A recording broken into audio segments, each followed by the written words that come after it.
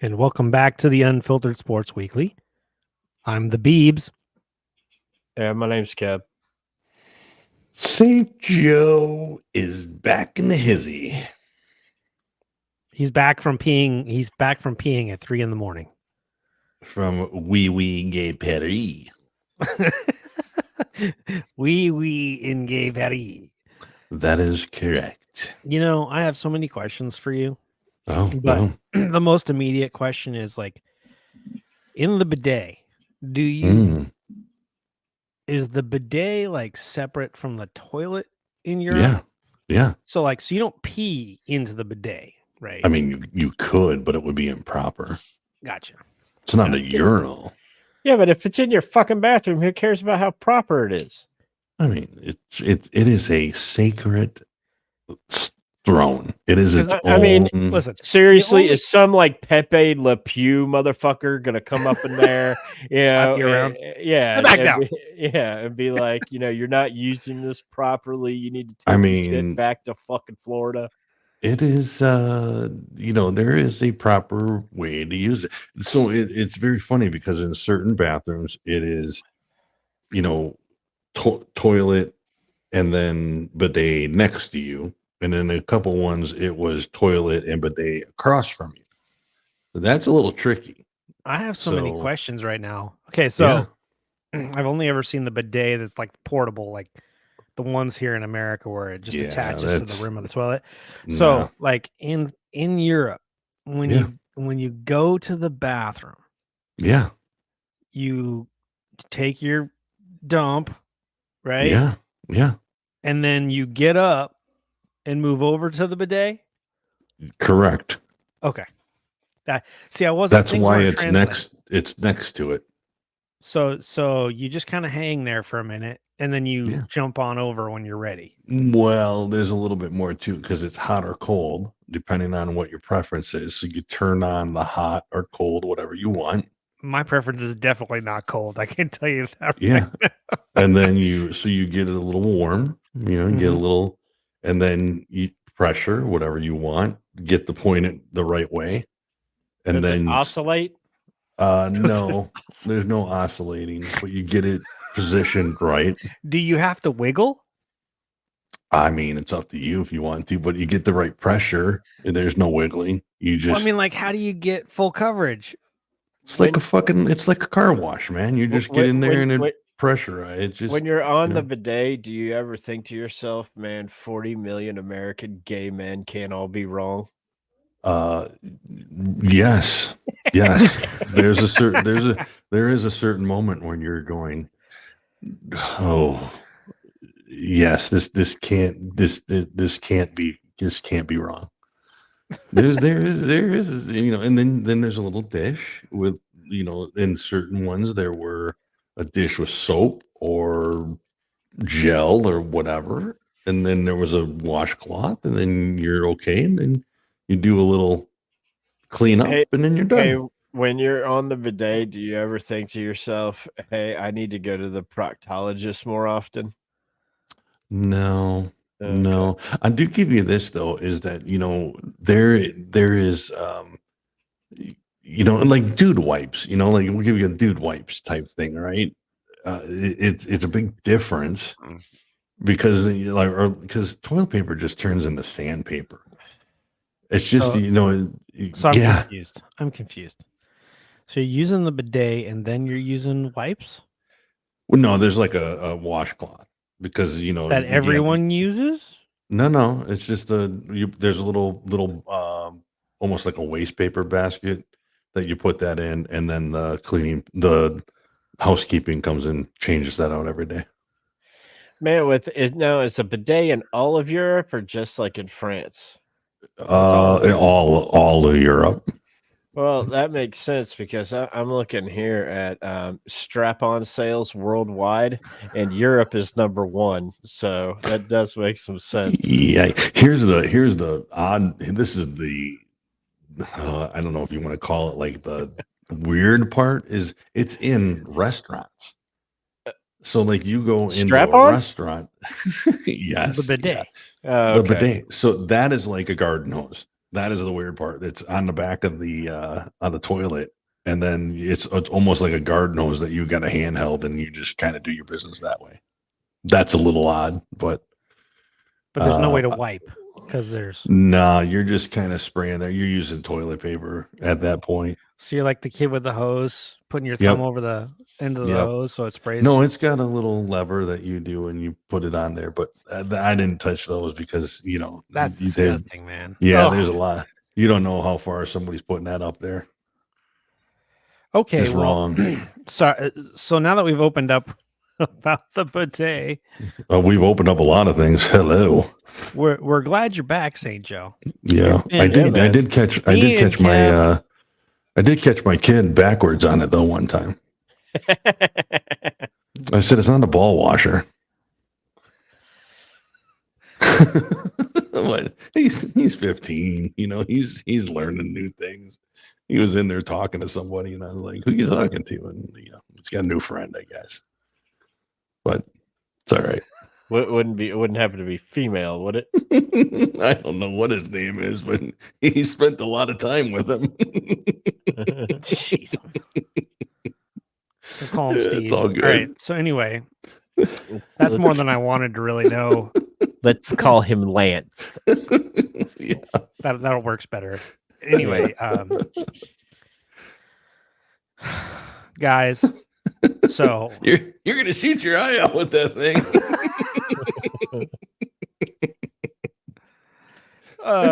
They were there for the Olympics. They could see, distance. Yeah, they could measure. You get good aim with that, you're gonna be like that guy from Turkey with one hand in your pocket. Yeah. Yep. Did you go watch any shooting? No, we didn't do. We signed up and tried to get any events that we could, but I'm telling you, tickets, they were hard to come by. The toughest ticket to get was fencing, and I'll tell you why is because the building that it was in, the palace, or that it was in, was renovated for 4 years, and they only opened it up for the Olympics to have fencing in it. So did you watch any of the fencing? Oh my God, it's amazing. It's absolutely incredible. It's amazing that anybody can fucking see when somebody fucking scores. Yeah, it looks like to me, it's just like a boxing match where they fucking hug each other, and then one of them's like cheering, and one of them's like, "Fuck." I watched enough of it that after a while, I knew. So I got to the point that I watched enough of it to go, he scored. It was a double tap. It was interesting, but it was an epee from yeah. The building was under renovation for 4 years. They opened it up just for that event, and after the Olympics is closed, they're closing the building back down for 6 years. So it's crazy. It was the hardest ticket to get, but yeah. Why? I'm gonna guess fencing's one of those sports that's much more fun to watch in person. Yeah, I would think so too. So you see and hear everything that's going on. It was pretty cool to watch, with the crowd and everything too, because everybody gets so excited about it, and it is pretty strategic. So, it was pretty cool. It was pretty. Do you think before they start, one of them says to the other, "My name is Inigo Montoya. No, you killed my father. Prepare to die." Kev, if that was your sport, you would carry that sign out. Oh, hell yeah, dude! Absolutely, you would. I'd have that. You know how like on their masks they have like their flag or whatever. Yeah. I'd just have that on there. That's funny. Prepare to die. Yeah, that one was cool. I watched a lot of table tennis. That was amazing to me. Badminton, like in person? No, on TV. There was in person. We went to a lot of swimming. We did a lot of swimming. We watched skateboarding. That was wild. We went to track. That was fun. We spent a lot of time at the pool. We spent a lot of time at the aquatic center, which swimming was great. We saw a lot of fun events. We saw you were there for Ledecky's 1500, right? Yeah, and I want to tell you what, I think she thought that was a great race, but I think the girl in second, Australian girl, gave her a more of a race than she thought it was going to be. But what she did, she's won I think 9-10 goals now or something like that because she won a gold with the relay team. Yeah, and I think she said she wants to come back. Yeah, I think she might do it again. So we'll see. But there was some what crazy was that stuff like? that Was went it on. loud in there, man? In the pool? Yeah, so it was I'm the sure that coolest was thing obnoxious. because I mean, obviously everybody cheered when the French were there and they wanted to do everything. But the coolest thing, I don't think you could hear it on TV, but Leon Machard, that was the coolest thing. We saw him win 3 gold medals, so that was super cool. But every time that he would come onto the water on the breaststroke, when he bobbed up, everybody in the stadium would yell "Oi!" So he'd go along and it would be "Oi, oi." Oi, and you just hear it, and everybody would yell. It was funny. And then they'd sing a song, they'd sing their French song, they'd sing a couple different things, and it was chaotic. And there were so many close races too that, I mean, you're standing up and it doesn't matter American, Australian, Great Britain, whatever, you're cheering no matter what because it was electric. And Yeah, it was swimming, pretty I'm fun. sure. Olympic swimming, dude. That's one thing I wish one time before I die I go watch Olympic swimming. Yeah, man. Because I'm sure I it's mean, insanity. it was just, and we were lucky enough to have seats too that were kind of, you could see a lot that were going on. So it was pretty exciting to see what was happening. So it was pretty fun. It was pretty epic for sure. And yeah, we're pretty lucky to have been able to do it. That's for sure. Speaking of the Olympics, you weren't there for the Noah Lyles. We 100-meter weren't. dash final. We left the days kind of that they were coming in. We saw one track event. We saw some qualifying, things like that. But we haven't seen the last the few days. We have some friends that are there right now. In fact, they made it on TV. It's so stupid. We left and we saw them today. They were at the 15 and they're sitting in the front row and we're like all of a sudden we're like there they are right on TV. It's just hilarious. But well, the reason I bring that up is because did you guys watch the replay of that race? oh yeah, and people don't understand that it's torso, it's not foot. Right. So they're all like, "No, this guy will, and this guy won." And I'm like, "No, it's that's why everybody leans at the end." And I mean, he literally won it by a nose. I mean, if you look, it is it's 5/100ths of a second, right? No. Yeah. It was 5/1000ths of a second. Yeah. It was literally, I mean, the tip of his nose that's crossing it that you can see, and it's insanely close. But well, when they crossed, nobody knew who won. Like the announcer said it was the other guy from Jamaica, and like he gets and like they're just staring up at the board. Nobody knew who won.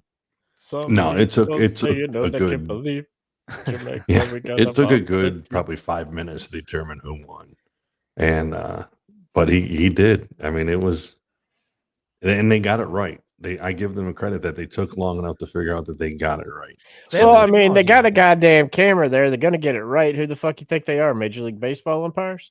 They got the technology now. The announcers were a little bit shocked when Lyle's name came on the board. They were surprised. They thought it was the other guy, but yeah. And when you're watching when you're watching the replay on the TV, you're not sure. I mean, no, it's impossible to tell.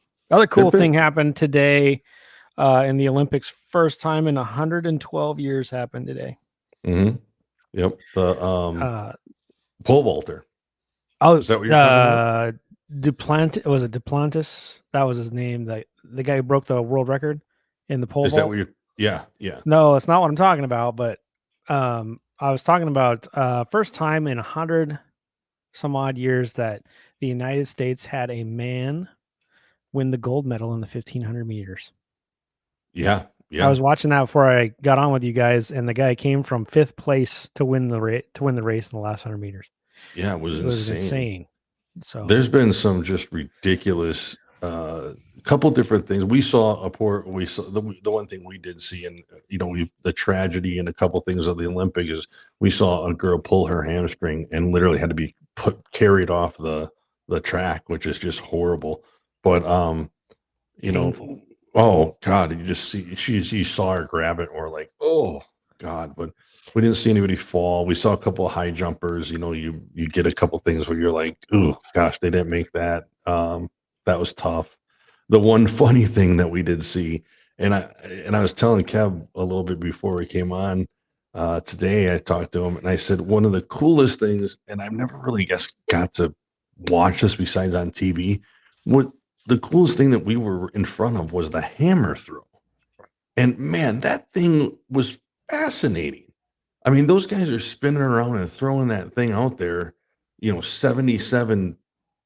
I don't know if it's meters or it's got to be meters, I guess. They throw But it I a mean, long ways. they are throwing it forever, and I'm like, that is just ridiculous. And these guys are jacked. I mean, they're big guys. And what I think one is of funny them, with that event, sorry, so Joe, what I think is funny for that event when you watch it on TV, especially on NBC for America, where they convert it to feet. When you're watching here, they convert it to feet. Because 77 meters doesn't sound like a lot. It's times 3.5. Yeah, and then when you convert it to feet, you're like, oh fuck, man. Yeah, that is like 210 feet. Way. Yeah, I think one of them threw it like 225. Yeah, it's just insane. But the funny thing though with the one guy is he threw it, and in practice they missed a little bit and they went out. It's angled and they went outside the white lines, and you're like, oh geez, okay. Well, this guy, he threw it right into the net, and it got caught. His hammer, the ball got caught in the top of the net. Well, everybody freaked out, and they're like, now what do we do? So they couldn't get it back down. He threw it so hard that it got caught, and they're like, what do we do? And so for about 15 minutes, they're all looking up there like, shit, how do we get that down? And they're like, well, we don't have a ladder. We don't have anything. We don't have, so they let it hang up there, and they continued on. And if anybody else would have thrown it into the net, the thing would have bounced right back down or whatever. So I just thought that was funny, but I'm like, okay, yeah, just go on with the show. Man, some of those field sports are dangerous. Yeah, javelin, like that hammer throw and the javelin. Yeah, I mean, I've watched. Yeah, every now and again, some dude unleashes a throw in the javelin, and the judges are all just standing out there, right? Yeah, and they're not paying attention. And if it's every now and then they just let one loose, and they don't know that it's going to come right, as far as they're standing out there, and it lands right in their feet, like yeah. I mean, it's crazy, but I thought it was interesting. I thought track there's a lot going on. You got to pay attention, look all over it. It's kind of neat, but swimming to me was still by far the most fun. Beach volleyball was a lot of fun too, but that final is tomorrow, right?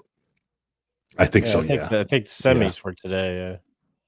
God, and then we were there, Kev. I do have to say we were there when Canada was there, and they did not wear the pants.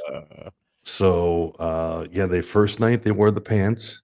It was a little cooler, so they came out in the spandex pants, but they made up for it when we were there. They did not wear the spandex pants, and boy, did they make up for it. It must have been chilly. It was a little cool. Yeah, it must have been chilly. I know they were playing at night. It wasn't just me. I happened to be on, I kick on the Olympics, and then during, I was watching during the day when it started, but during the week you got to watch the prime time in Paris, right? Yeah. And at night, and then you have to threaten people during the day not to tell you what fucking happened. You know what I'm saying? And so, like, Beebs, I've been really good about telling you, like, the other night, you're like, hey, did you just see that? I'm like, hey, I watched it earlier, but I could clearly have told you what happened. Right. You know what I'm saying? And so, but so I was on Twitter, and everybody is like, what the fuck is this? Do they understand why we watch this? It's not to see how hard they can hit a fucking ball, and the guy's like, well, you should watch, and support your country. It's like, fuck your country, Yeah. It was funny. It's I know, funny. Beebs, that you don't approve of that, but in the world, there are things that just happen, and most of us are sick fuckers. That the exploitation of women athletes doesn't happen a lot, because if you turn to the golf, which I was enthralled with all weekend long, but if you turn to now it's turned over to the women's, and there's a women golfer, I forget her name, but she's on the LPGA. She's quite attractive, blonde hair. Beats probably knows her name. Anyhow, but she smokes, and the LPGA allows her to smoke on the course during a tournament, kind of like the PGA allows John Daly to do that, right? But the Olympics is not governed by the PGA Tour, right? You know, the Olympics won't let her smoke, right? Correct. Mm-hmm. You know, so she's like, well, how am I going to relax myself? Well, I mean, take a CBD gummy. I think that's legal over there. What's illegal over there? It's not legal in competition. No, but that runner last now year. that you brought up golf, I want to talk about Scotty Scheffler because he won the gold medal. It's been quite an adventure for Scotty Scheffler this year. Quite a year. I agree. The story though, he was down 6 strokes. Great round, 62. Had a putt for 61. Great round to him. I don't think that's the story. I think the story is the absolute and utter collapse of John Rahm on the back 9, because he had a 4-shot lead. John Rahm's not having a very good going into 10 go of it. Yeah. I think you're right. I mean, I don't care for John Rahm. I just think he looks like a punk motherfucker. You know what I'm saying? So but I respect his golf game. I think he's a good golfer. You know, but I really liked the American team. You had Scheffler, and you had Xander, and you had Colin Morikawa and Wyndham Clark. And if we don't remember who Wyndham Clark is, he's the guy that lost by 1 at the Players to fucking Scotty Scheffler. Yeah, and he won the U.S. Open previous year. Yeah, so I really liked that team. You know what I'm saying? And then even though, I mean, if you looked at this as like a PGA Tour event, I mean, the leaderboard was just fucking stacked. Yeah. You know, I mean, just stacked. You had Xander up there. He's won 2 majors this year. You had Scheffler up there. He won another one. You had Rory was up there. You know, and then my man, if I have a favorite golfer from another country, it's my man Tommy Fleetwood. Yeah, I like Tommy Fleetwood. I love that guy. Yep. That guy's good people. Him and that Oberg guy. Yep. You know, because he's not Justin Rose. Because I got 2 words for Justin Rose: go fuck yourself. And that's 3, babes. Yeah. Babes, are you in a tanning salon over there? Yeah. We installed it on the ceiling. Okay. I mean, it either looks like that, or it kind of looks like, when you're in a church in that room to the back where the people take their crying babies. No. Yeah, I know what you're talking about. The nursery? I mean, in St. Joe's Church, it's like right next to the fucking gift shop. Yeah, it is the prop shop. Yeah. I know what you're talking about that room, but that's just the lamp behind me. But thanks for noticing. It's a warm light. Yeah, it is. I wanted it to be warm. St. Joe's, it's first time back in like 2 months. Yeah, I wanted him to feel warm and welcome. Okay. Okay. Now, St. Joe, how was the rest of your trip? Sorry, St. Joe. One more thing I want to disparage Beeps here for a second. Are you wearing a fucking Philadelphia Eagles shirt? No, that's the mascot of the of the school I teach at. Okay. We were about to have, a discussion. Yeah. No, you're talking you're officially talking to Beeble the Eagle. Oh boy. Oh God. Oh God. We're gonna hear that about 18,000 times. But anyway, you need to put that under your name. Beeble the Eagle. Oh, yeah. Maybe next week. But are you gonna be in the suit? No. Maybe. That's gonna be the name of the episode. I'm gonna tell you right now. Fly, Beeble, fly. So I saw an interesting message about Scotty Scheffler. It's been quite a year for him. Yeah. He won the Players. He won the Masters. Yeah. He went to jail. It was his second Players and his second Masters. Right. Yeah. He went to jail, had his first son, and won an Olympic gold medal in and the and last 3 and, months. and he has won over $30 million, Right. and it's fucking August. Yeah. Right. Who had that on the bingo card? Nobody. You know, yeah, But that's quite a 3 months. I don't think I would survive that. That'd be, oh my god. he's won 7 times this year. Yeah. I think that's the number. He is a machine. Xander Schauffele's been great, but seeing him win the gold medal, I mean, good on him for having such a good year. I figured him out. I watched almost that entire final round and a lot of the third round, and I really like the Olympics, how they do it just like a regular event. Starts on Thursday, ends on Sunday, and I appreciate that because you know people aren't smart, and but that entire final round, he just didn't fuck up. The other guys are pulling driver on the like that whole 16 where everybody was hitting it left. I mean, forever. And then they had it was almost like the rough was almost like US Open condition. I mean, it wasn't as tall as US Open has, but it was thick, very thick. Even the first cut, because I saw a couple balls there disappear. And then the chick following them, Dottie, whatever, following them was like, oh yeah, he pulled out an okay lie. I'm like, I can't even see his fucking feet. Yeah. How the fuck does he have a good lie? It'd take me 9 strokes to get to the green from where he is. And then I wonder if that just means the ball is not just nestled all the way down to the ground. Yeah, but I mean, if you look at Scotty, fairway, green, 2-putt par, move on. Sooner or later, I'll put it in tight like he did in that par 3.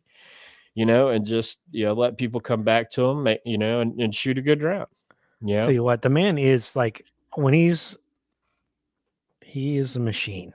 Yeah, like he is an unstoppable machine when he's playing like that. It's no one else. I don't think there's anybody else in the world that plays like that right now when he gets just rolling. I think he might be the best there is right now when he gets rolling. I know Xander Schauffele's won 2 majors this year, and he won 2 important ones, like he won the British Open and the US Open. So, or was it the Players? No, PGA. He won the PGA. Yeah, the PGA. PGA. US Open was DeChambeau, and the Masters was Scheffler. Yep. The other two are Xander. Well, so the PGA is a much different tournament than the Open. Yeah. Than the British Open. And so that just shows you how much of a range Xander Schauffele is and how good he is. But like I said, when Scotty Scheffler is playing at his best, I don't know.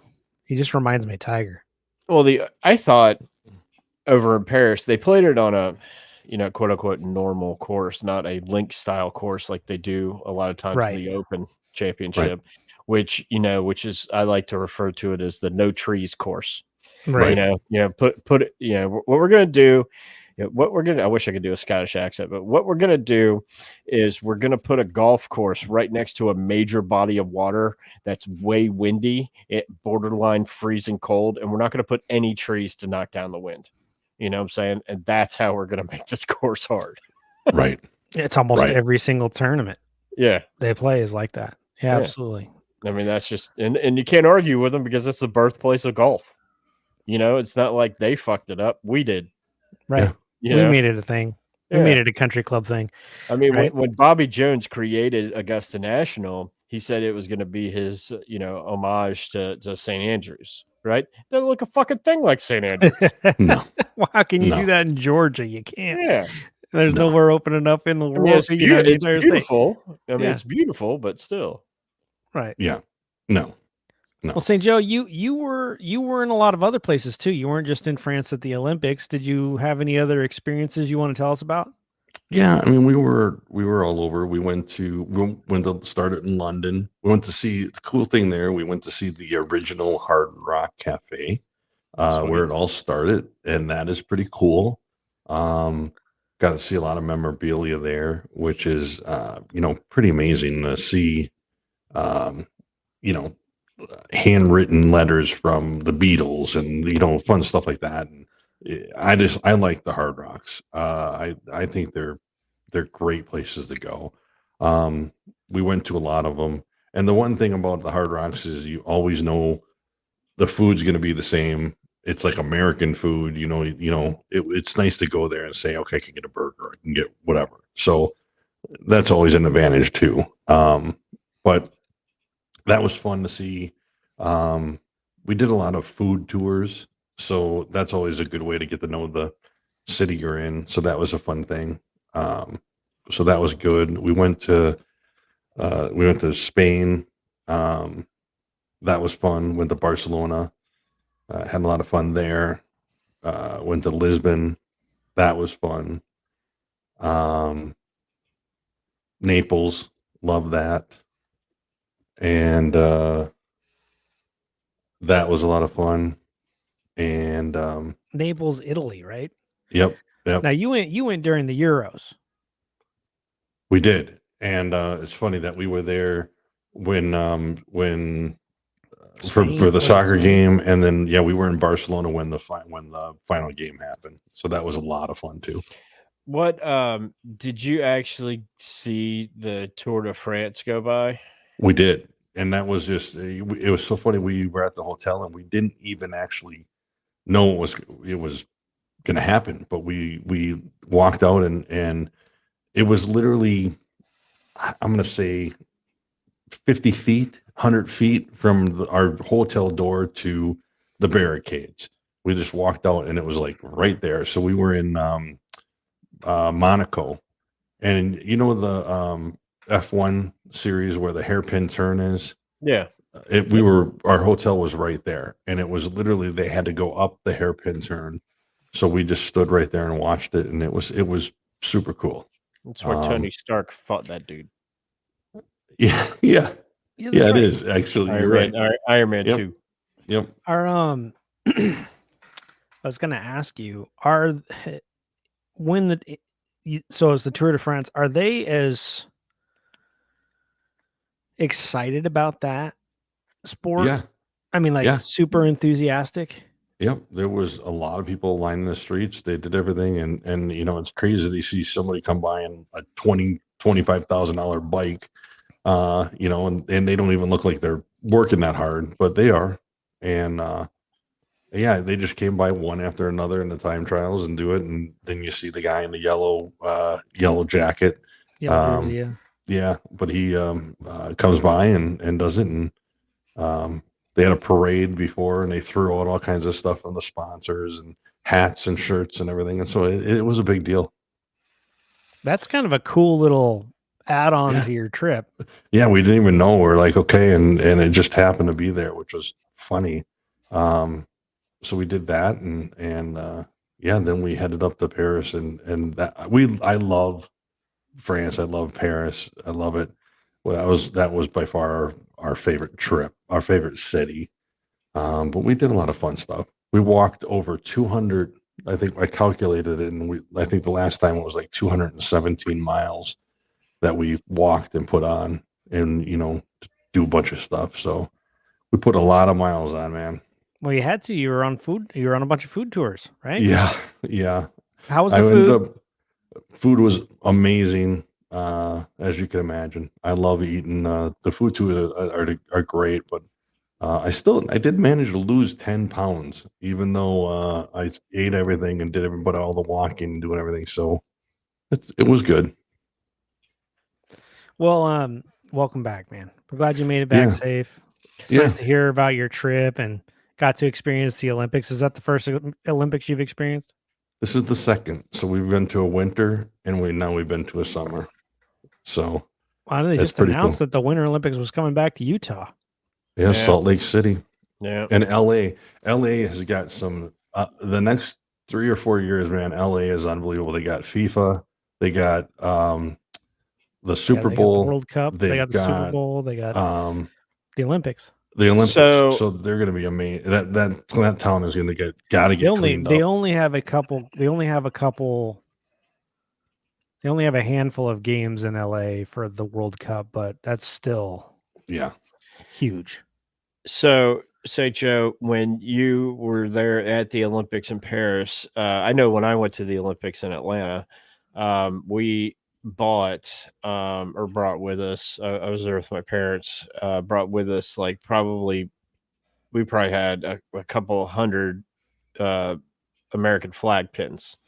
Yeah. And we traded them with people from other countries, and then you collected all these. See, and the game Yep. was to see how many countries that you could get, and I still have mine. Yep. Here I think I got 60, 70 different countries, Yep. or something like that. But between the four of us, we probably at least 100. Yeah, I think I had 100 USA pins, and we would just walk around, and everybody was trading. It was like the thing. And were they doing Yep. that in Paris too? Yep, there were kids. We didn't do it as much as other people did, but yeah, there were kids with backpacks that it was just all kinds of All pins the that they would pins, go and trade and do. We bought a bunch of pins to as collectors to do, right? and we brought a bunch of them back just for that reason alone. Is that you say, okay, here's Olympic pins, and they do gain some value and do things. I could not find the one that I wanted was the Snoop Dogg pin. It was, and I think you probably have seen it where he's blowing the rings in the Olympic rings, and I Right. could not find that one, but he was everywhere, man. Everywhere you looked, you would see him, and he was hilarious. But somebody told me that he's making 500 grand a day, and all his expenses are paid for whatever. I have no doubt. Yeah, because I'm sure that he's driving an audience they wouldn't otherwise get. Yeah. Yep. Sure. Absolutely. And there I didn't see the stars. We saw them on TV that they were there. And I no doubt the last night at the swimming event, Mark Spitz was literally standing right there, and he's got all his medals all right there, and he's saying shit and he's like doing stuff. It was very funny. But you know who was there too? I don't know if you caught him, but he was on TV, was Matt Biondi. Oh, I didn't see that. I didn't see that. Matt Biondi was there too. That's in the early mid 90s. I mean, that guy was, he was ridiculous. He was the in between Spitz and Phelps for USA Swimming. He was the in between, with Plesac and all those guys. Yeah. But yeah, he was there too. I do have to say this though. So I'll touch on one thing and then move on to a couple different things about the Olympics. But the one thing that everybody asked me is how was the security?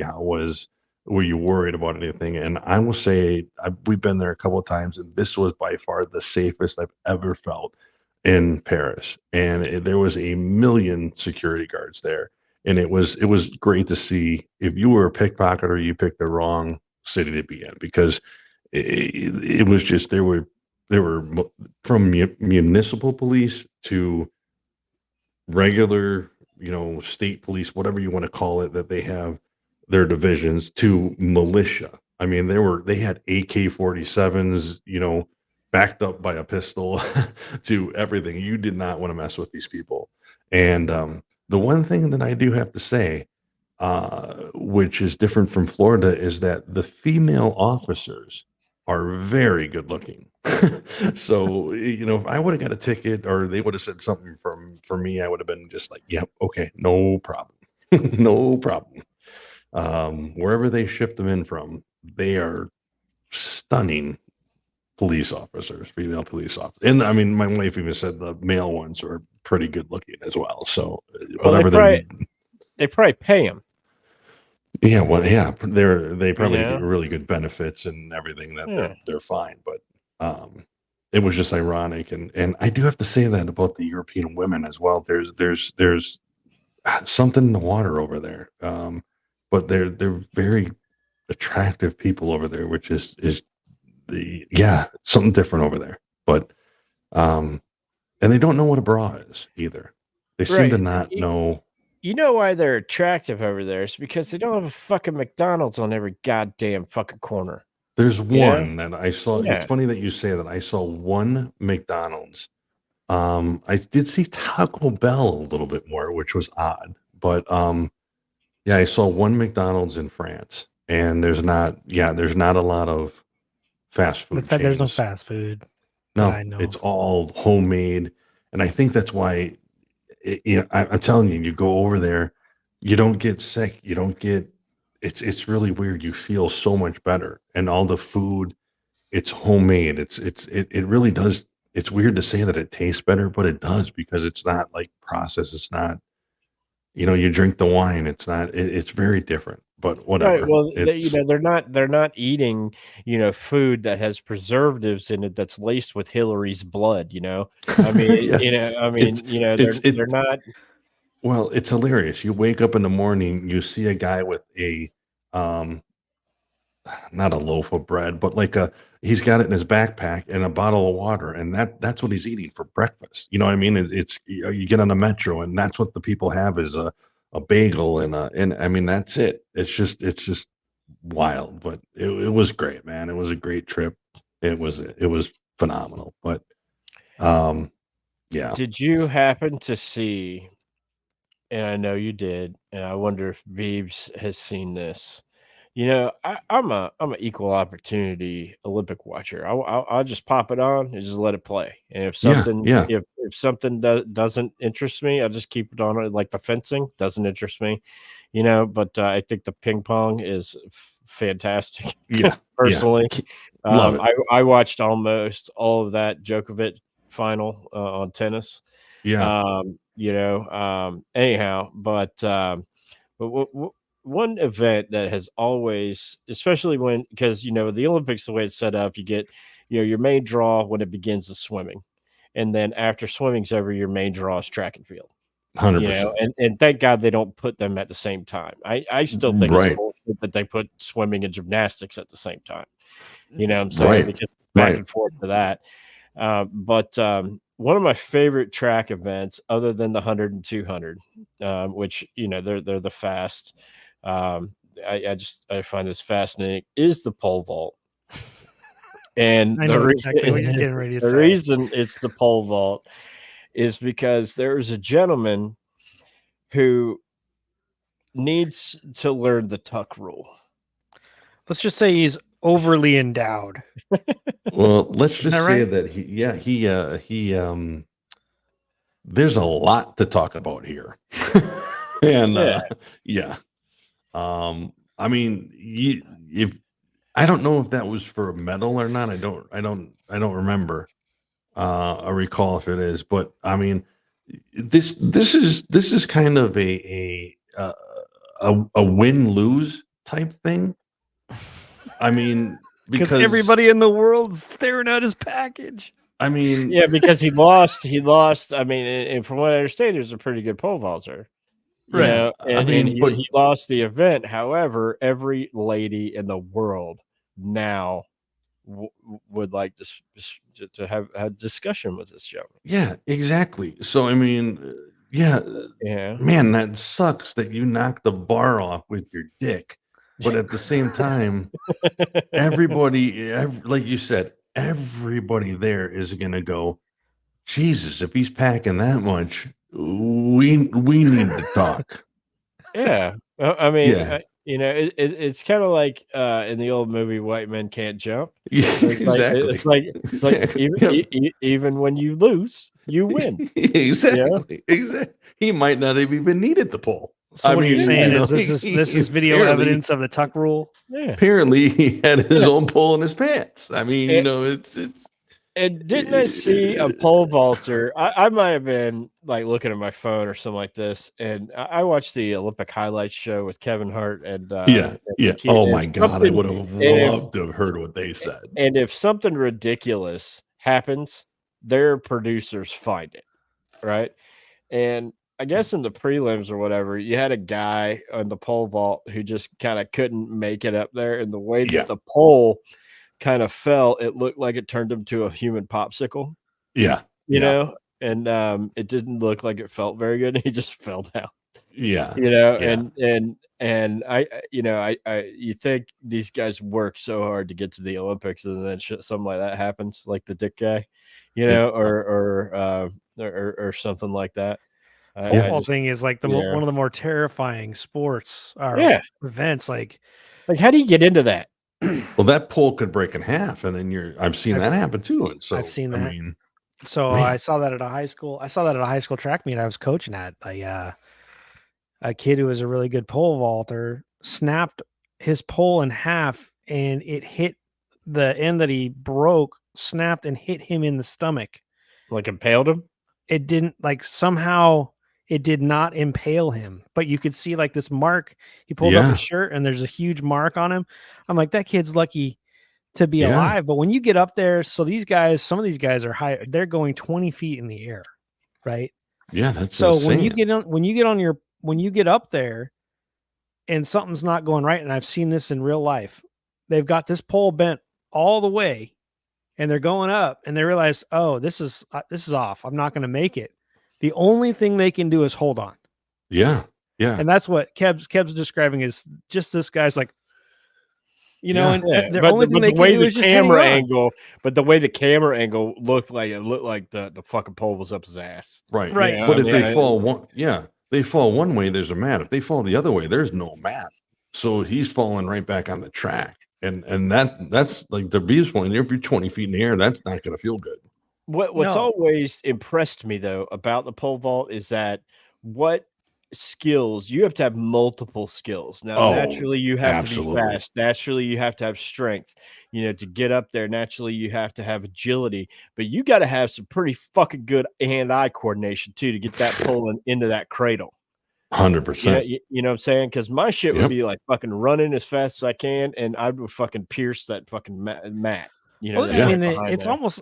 You know, we talked last week about that guy who's for the men's gymnastics. His only job was the pommel horse. Yeah. When you watch those guys do the things like the rings or the parallel bars or whatever, the pommel horse, or even the female gymnasts, what they're doing, like, and then you're talking about the pole vault too, because those guys, when they clear 20 feet, they don't make a pole that's 20 feet tall. Okay. Yeah. He asked, these guys are bending a pole and then having to pull themselves in midair up over a bar 20 feet in the air. They're having to run fast enough to gain the momentum, number one. They have to gain the momentum, and then that thing probably made out of, I would gather, fiberglass. Yeah. Yep. You know, or something. I mean, it's not bamboo. No, it's fiberglass. No. It's impressive. But you just said the gymnastics with the rings and all that. Have you guys ever seen a movie called American Anthem? Yeah. We talked about this a little while before I left. You know, it's a great late 80s, early 90s movie about American gymnastics. You know, and they go through how much of a competitive, like, knockdown, drag out sport that is, you know.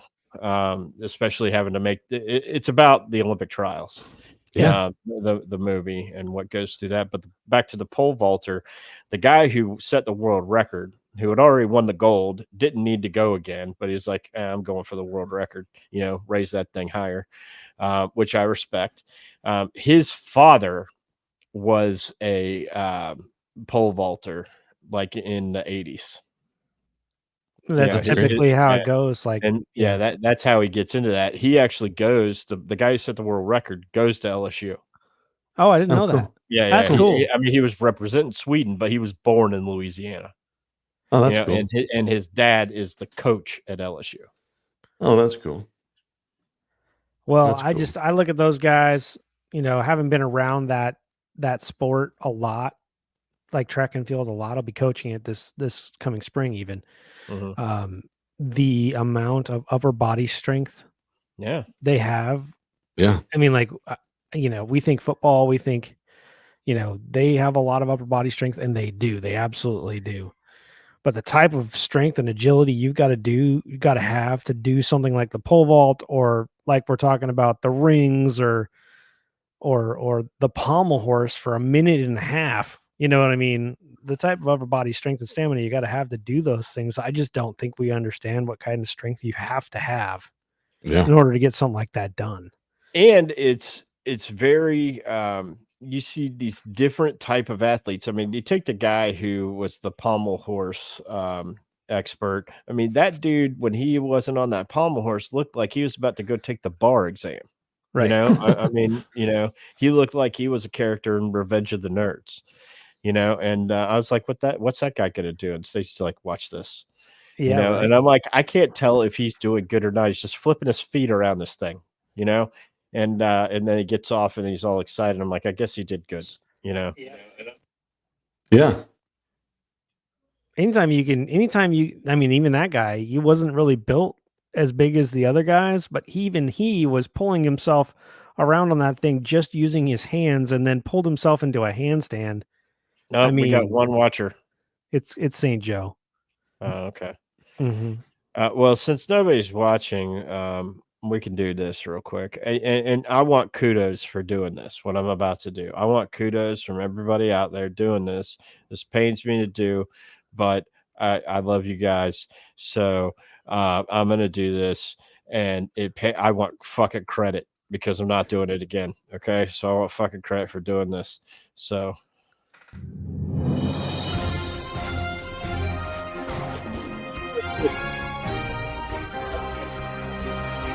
Georgia, the Milwaukee Brewers are taking on the Atlanta Braves, and the Brewers are currently leading the Braves in the bottom of the 8th, 10-0. Oh my God. Yikes. I was actually going to bring something up about the Braves. Well, at least one of their former players plays for the Dodgers now. You know what I'm talking about? Freddie Freeman. Yeah, his son. He had quite an experience over the weekend. And so, just wanted to bring up that, we watch these athletes all the time. And we build opinions about people based on what we see on TV, or,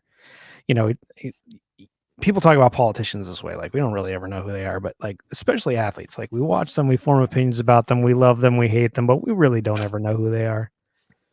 And watching that interview with Freddie Freeman on ESPN this morning, that dude's a real dude. I mean, that's a good dude right there. He's a good dude. And, pray for his son, because that was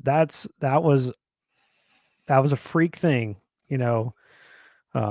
that just, I mean, if you had a 3-year-old boy just suddenly be paralyzed for an unknown reason, that they were able to reverse, thank God. But I cannot imagine what that was like for him. And then he's playing baseball, 3 days later. It's just insanity. And so thank God his son's going to be okay and have a full recovery. He has to learn everything over again. But Freddie Freeman, having the balls to talk about it the way he did and being open about it, and then being okay with showing some emotion at the microphone. I just want to say it's clear, when you look at a guy like that, he's a good dude. Like, he's a good family man. He's a good dad. And I just think oftentimes in sports, we just kind of tend to vilify people we, are on teams we don't like, or whatever. You realize these people they're human beings. And they got stuff happening. So I think there are more good ones out there than bad. The bad ones, we hear more about. It's a squeaky wheel gets the grease. We haven't really heard much about Freddie Freeman. I mean, he's been a great baseball player, even with the Dodgers, but you don't hear anything that much about him. You know what I mean? Because he's on a stacked team. Right. He's not the man, and he's not the man anymore. Otani's the man. So, I bet if he had to do it over again, he'd probably continue on the Braves if he wanted to. Well, I mean, we could get into that. I think there was shit on both sides there.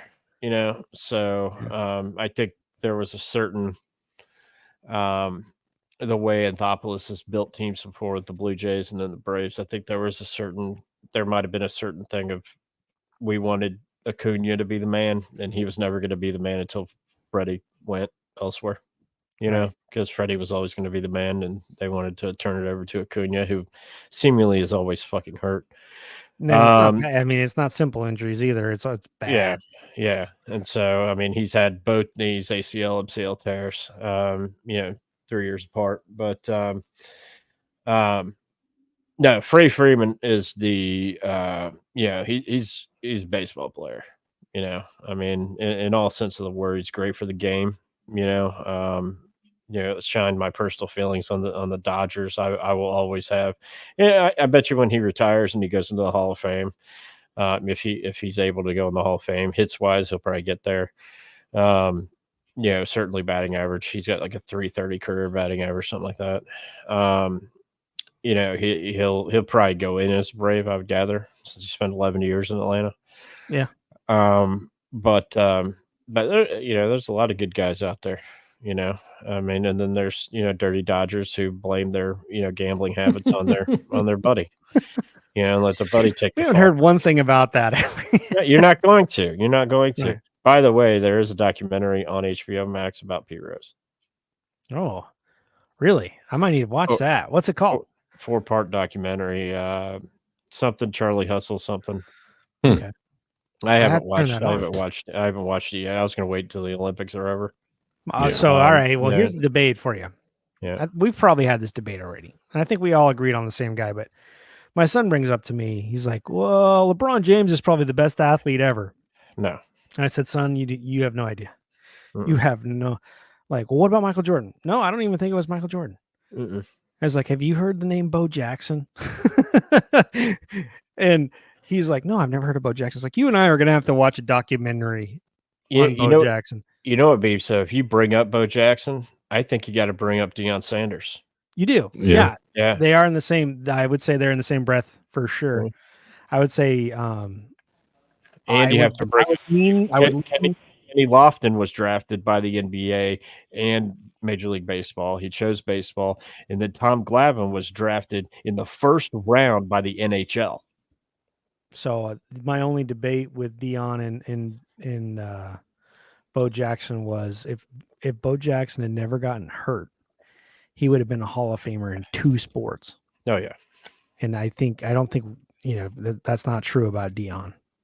I think anybody who watched Bo Jackson play those 2 sports, I think Bo Jackson would have been a Hall of Famer in both sports. And that's weird to say. Look, we're talking about a guy who played football in the NFL as a hobby. Right. And he ran on everybody. Yeah. We've not seen a dude like Bo Jackson since Bo Jackson. No. And I will say, and I'll give Deion his props because Deion was an amazing athlete. He was a different type of athlete, super fast. He could hit and steal a base. And in the NFL, he was one of the best, if not the best, defensive backs we've ever seen. And when he used to play 2 ways for the San Francisco 49ers, I used to kind of, because I used to be I'm still kind of am a Niners fan, but like back then when I was a kid, I loved Jerry Rice and Steve Young. And, when they got him and he was playing both ways, it was insanity. They were a good team. And I would still say, I look at LeBron James and I say, the dude's 6'9". My son's like, well, he could have played football. I was like, yeah, he probably could have. And he's got the speed and he's got the strength and all that, but he didn't. You know what I mean? And he's not even the best basketball player ever. I know that's up for debate or whatever, but I really don't think he is the best basketball player ever. So how could he be the best athlete ever if he's not even the best player in the sport he plays? So. Well, I think it'll be interesting to see what the USA team does here. Well, they just beat Brazil in the quarters. They've looked good since Kevin Durant came back. Yeah, they beat Brazil 122-87 in the quarters. They were saying Kevin Durant might be the best international player when it comes to like the Olympic style basketball that they've ever seen. I'm trying to find who they play next. I mean, they should win the gold. I mean, it's they have the best basketball players in the world on their team, except with the exception of Jokic, but he's the only player on his team, right? Well, there's there's the French team. I think there's 2 NBA players on that team, but I mean, whatever. It's there's 67 NBA players or something that are in the Olympics right now, or something to that effect. But I mean, there's a lot, but it's a tough field if you look at it that way. But I mean, by far they should dominate. I think they have one of the best up and coming basketball players. With Anthony Edwards is going to be a special player here in the next couple of years. He's already a special player, but I think he's going to be one of the best players in the NBA. So in the quarterfinals, Germany beat Greece, Serbia beat Australia. Man, that Germany-Greece, 76-63. What is that, a college game? Wow. Serbia beat Australia 95-90. France takes Canada out 82-73, and the United States beat Brazil 122-87. Wow. Who do we play? Who do we play next? Do we know? I believe we play France next. Now that's the game I think everybody's going to be waiting for, because there's, France has some players. So, actually, no, I think we play the winner of game 38 because we're game 39. So I think we play Germany. And I think Serbia we've already beat Germany handily once. When's that in the game? Let's see here. Okay. No. The United States, I got it here. Okay. See, this fucking French website here. So France plays Germany on August 8th, which is Thursday. Yeah. And the United States plays Serbia at 1500, which is 3:00 for those that don't know military time. 3:00 Serbia, that's Paris time. Yeah, so United States, Serbia. Have we not played Serbia already? No, we played them in the round robin. Yeah, the first game, right? Yeah, we beat them by 20, I think. Yeah, so we play them. France plays Germany, and so on the 8th. Yeah, on the 8th, and then the finals are on the 10th, which is Saturday. So they play them at 3:00 in France time, so 6 hours. So, right, whatever. So is it true in the international game that there's no offensive goaltending? I don't know. I know there's only 5 fouls. Right. Yeah. I feel like from the past that if the ball is in the cylinder, you can actually reach up and put it in if you're on offense. Right. And I feel like if you're on defense, you can pull it off of the rim if it's still in the cylinder. So I don't know. I think the international game has some different rules, but anyway. Well, it'll be interesting. Interesting. So, and the only other thing I wanted to bring up from the Olympics is the controversy of a man beating the shit out of a woman. But maybe it wasn't a man, but maybe it was like, do you guys remember in 90s Saturday Night Live, the character Pat? Yep. Yeah. That's what I think we have I think that's the situation. Pat situation here. I I want to go. I want to go up to that person and be like, "Hey, do you have a dick?" I mean, it was a big topic, and it was a big hit on the IOC that they allowed whatever the name was to be in there as boxing. But the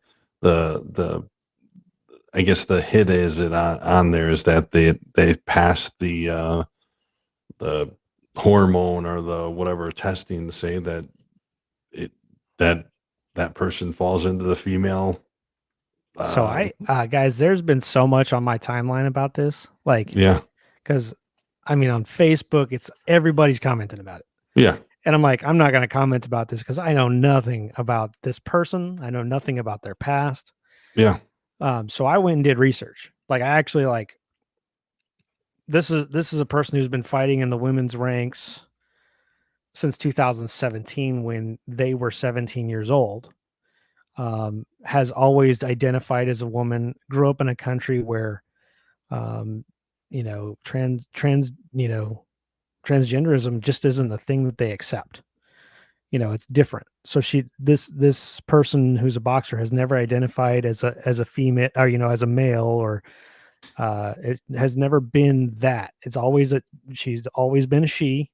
Her parents were assuming she was born with both genitalia or ambiguous genitalia, right? That's 2% of the population. It's 2% of the population. So at birth, her parents had to decide whether they wanted a boy or a girl. They decided they wanted a girl. So because of that, as someone like that gets older, they can take on male traits. Sure. Right. And so that is the issue, is looks like a man, kind of. I mean, if you watch her fight, looks, so she developed through puberty and to look more, and her muscular structure looks more like a man, and she will even fail testosterone tests and genetic tests. Hmm. And it's just weird, weird. Like, do you let a person like that fight in the women's ranks? I guess that is the question. I do not think the media surrounding the hype surrounding this person is fair. Because the boxing commissions have let this person fight for years. She's lost 9 times to females. 9 times she's lost to other females. So it's not a cut and dry story. I watched the replay of the fight that was in question, and it was 45 seconds. She landed one punch on her opponent, and her opponent gave up after 45 seconds. I've seen people get hit like that in boxing multiple times and just keep going. Yeah. So it was almost like it was staged for I don't know what, but it was almost like it was staged for an outrage campaign against this particular topic or this particular person. Well, and I think the other side of it is that the person that they were fighting is her fighting for her dead father. Right. It was a whole. There was a bigger story there. So, well, I think part of the larger story that no one's really talking about is if this person from wherever, Slovenia or wherever they're Algeria. From, okay. If they are a female, they are a ugly bitch. it was. I mean, the thing that being there and everything, the one thing that they kept on harping on, if you will, is that it was the first all-inclusive Olympics. So it was a big thing to say that this is the first all-inclusive Olympics, whatever that means. Where were you during the opening ceremonies? We were right by the BMX bikers. Okay. Like so on the river. Yeah. Like watching the boats go by and stuff. Yep. We were right there watching the boats go by. So you didn't see the drag show? We didn't. We saw it on TV just like everybody else. But I mean, they had big screens to show it and everything. So when it came on, we're like, "Oh, this is cool." Or everything. When it came on, did I see that it was the Last Supper? Absolutely not. I saw it all after the fact when everybody's like, "Oh, this is a representation of this," and blah blah blah. And I'm like, "Okay, whatever." But I was going to ask, as a practicing Catholic, how'd you feel about that? I mean, if somebody puts a picture of it next to it and say, "Okay, here's this," or whatever, do I see the resemblance of it or whatever? Yeah, I guess if you want to say, "Okay, I get this. There's 12 of them. There's this," and what is it a stretch? My thing on it was, if they are trying to make a depiction of the Last Summer, why you got to pick the fat bitch to be Jesus? I'm saying. I mean, that's because it wasn't a depiction of the Last Supper. And look, I'm not fat shaming here. It's not my fault she's fat. I didn't put the cookies down there. I mean, yeah. I don't know. I think it's Art Nouveau. I think it's France. I think it's just a statement. Actually, I think it was like a depiction of a Dionysus. Yeah. There's actually 15 people in the photo, not 12. Yeah, supposedly. I didn't stop to count them, but like my struggle, like I told Kev last week, my struggle wasn't so much that it was part of, that they were making fun of Christendom or something like that. It was just, I don't understand what this has to do with an opening ceremony for the Olympics. Yeah, I think it has to do with the history of France and a lot of it. Just there's so much art and there's so much to do there. And I mean, you could spend months in the Louvre and not see a lot of different things. And the stage, the models walking up and down. I mean, it's the fashion capital of the world. It's, I get that. The disco thing and everything when they were dancing, I mean, sure, okay, Moulin Rouge, a couple different things. Okay, sure. Yeah, were there a couple things where it's like, okay, what is this? You want to sing Imagine with a piano on fire? Okay, I guess, but I mean, maybe they're a little bit too artsy, but I mean, whatever. I mean, They're French. yeah. I mean, like, here's to give you an example. Okay, the track. Like, do you know why the track is purple? You I know, guess I didn't even notice. the host company, the host country can make the track whatever color they want to. It's typically red, right? Rio had it blue, and it was a big controversy when in Rio when they made it blue. But this one's purple. I mean, even the glue that they used down was purple and everything like that. Well, why is it purple? Well, if you've ever been to France and do anything, there's lavender fields all over the place. So it's purple as an homage to the lavender fields of France. Okay, great. That makes perfect sense. There's lavender everywhere. It's beautiful. It smells great. And it's so now you look at the track and you go, you know what? That's really cool. And you look at it in a different light and you're thinking, okay, and I think it looks kind of neat. So you're like, okay, that's cool. But nobody would know that.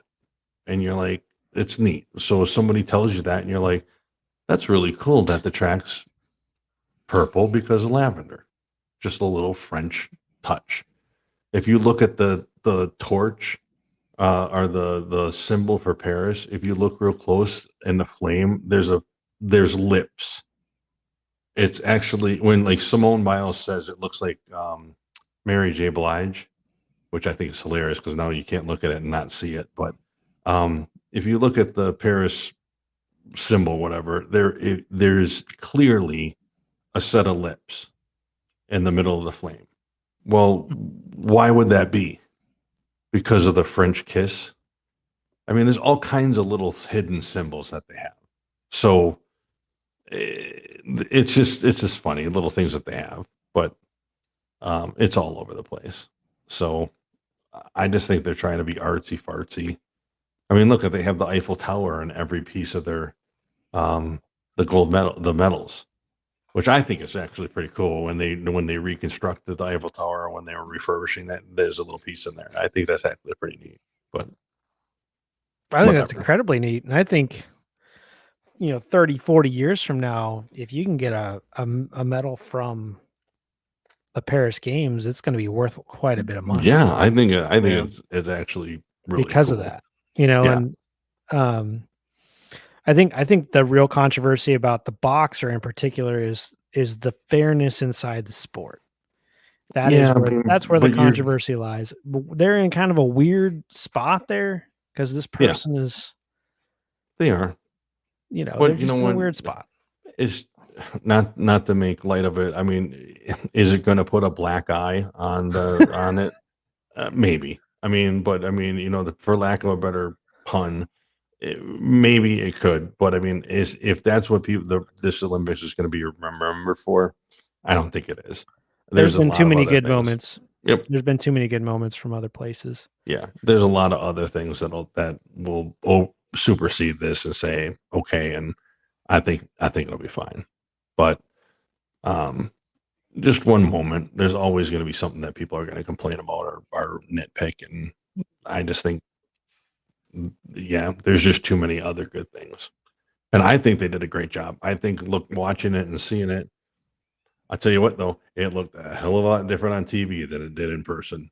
Yeah, because it was dark, it was cold, it was rainy, and it was shitty. And then I went home and I watched some of it on TV, and I'm like, it didn't look like that. So, but that's all right. It was fun. It was cool to be there, be part of it. But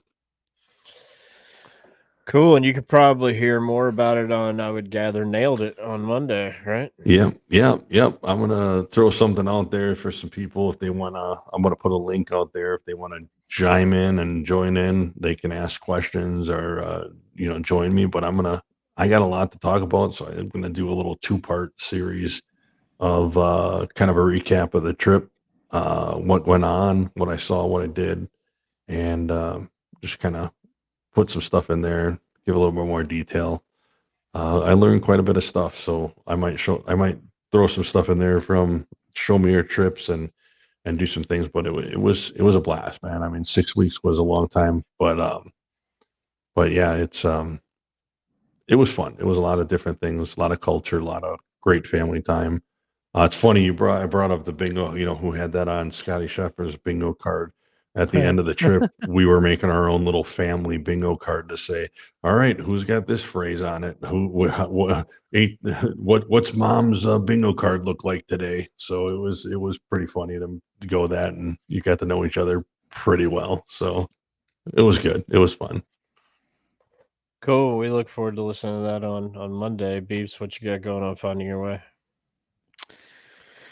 Well, I got a couple people I'm trying to discern who I want to put first. So, but we'll continue talking about, cool people from the past and what they brought to the world. So I did like your episode of Martin Luther. Yeah. I thought that was pretty cool because that guy, in the Presbyterian Church, you learn a lot about him. Absolutely. And if you're Protestant at all, you know a lot of, you owe your, basically the history of your religion to Martin Luther, at least the beginning of it, Yeah.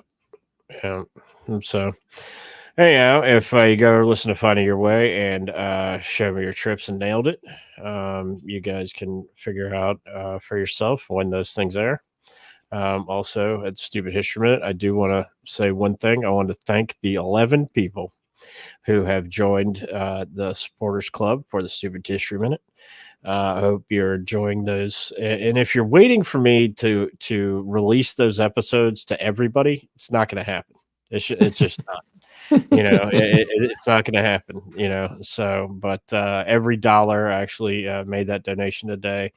Every dollar that is collected from the Stupid History Minute Supporters Club goes to the American Diabetes Association to help fund research for a disease that affects a lot of people. So, but if that's not your bag and you don't want to peek in there, and I'm not even going to tell you what's in there. It's about 20 episodes in there right now. I'm not even going to tell you what's in there. But we're doing stupid sports right now. Today we did ultimate frisbee. Nice. And they're going to get stupider. I mean, I've had some people going to be like, what the hell? The underwater hockey is the number one so far. That's funny. I thought chess boxing would have been up there, but wife carrying. Hockey, wife that was carrying. a good one, but underwater hockey has been the number one so far. And I guess people just like, it's basically you're playing hockey with a ruler underwater, basically. So but hey, if you think they're not dumb enough, they're coming. But there's going to be some ones in there that people aren't going to think are dumb, but I think they're stupid because people get paid to do it, like cornhole. Power slap. Yeah, that's in there. In there. Yeah. I know there's some. I guarantee you that I am watching some of these sports. So I mean, I'm telling you. I'm telling you what, pickleball and power slap need to be in the next Olympic Games. Yeah. I mean, if we could put breakdancing up in there, we could put power slap up in Definitely there. Pickleball. I mean, that is a hugely competitive sport right now. I'm telling you. If you get the two hammer throw / shot put guys, those God. Two big old dudes, in power slap. I mean, seriously. I'm telling you, I'm guaranteeing you tonight on the Ocho, I'm watching some of these sports. I guarantee you. So yeah, go check that out and all of our friends over at unfpod.com. Anything else, gentlemen? Well, Show Me Your Trips did leave us a message. Yes, they did. So y'all go over and listen to Show Me Your Trips. He has some really good advice over there. I don't know who he is, but he's got great advice. So you might recognize the voice. You might recognize the voice for sure. Tad bit different of a show than Nailed It though. Yeah. Tad bit different of a show. But hey, go check all those out. Show Me Your Trips, Nailed It, Finding Your Way, Stupid History Minute, and all of the members of the Unfiltered Studios podcast network. They're doing a good job over there. So For St. Joe back from being abroad, for the Beeps, my name's Kev. We'll catch you guys next week. Catch you on the flippity flop.